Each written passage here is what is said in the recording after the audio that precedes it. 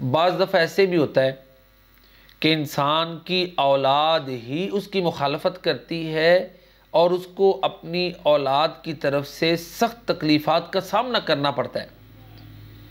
سورہ تغابن میں اللہ تعالیٰ فرماتے ہیں یا ایھا الذین آمنوا ان من ازواجکم و اولادکم عدوا لکم فاحذروہم، اے ایمان والو بے شک تمہاری بعض اولاد اور کچھ مال تمہارے دشمن ہے، فاحذروہم ان سے بچو، وَإِن تَعْفُوا وَتَصْفَحُوا اگر تم معاف کر دو گے، درگزر کر دو گے تو یہ بہتر ہے، اللہ بخشنے والا مہربان ہے۔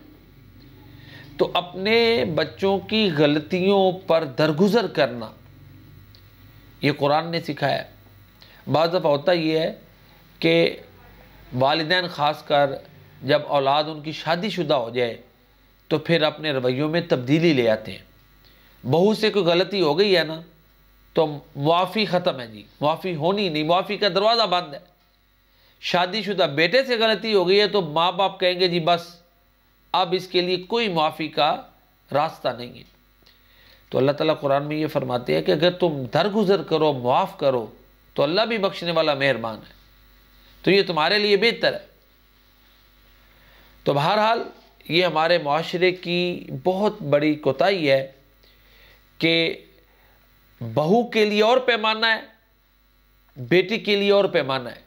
بہو سے غلطی ہو گئی تو معافی نہیں ہے، بیٹا شادی کے بعد غلطی کر دے تو معافی نہیں، جبکہ قرآن کہتا ہے کہ عفو و درگزر کا دامن ہاتھ سے نہیں چھوڑنا۔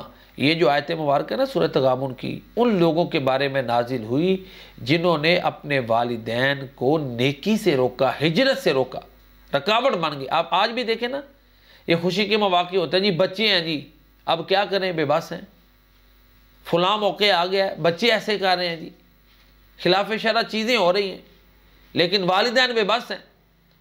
تو ان حالات میں والدین اس طرح سٹرکٹ نہ ہو جائیں کہ بالکل بائیکاٹ کریں، درگزر کریں، سمجھاتے رہیں، دل سے غلطی کو برا جانیں، زبان سے سمجھاتے رہیں، باقی معاملے اللہ پہ چھوڑیں۔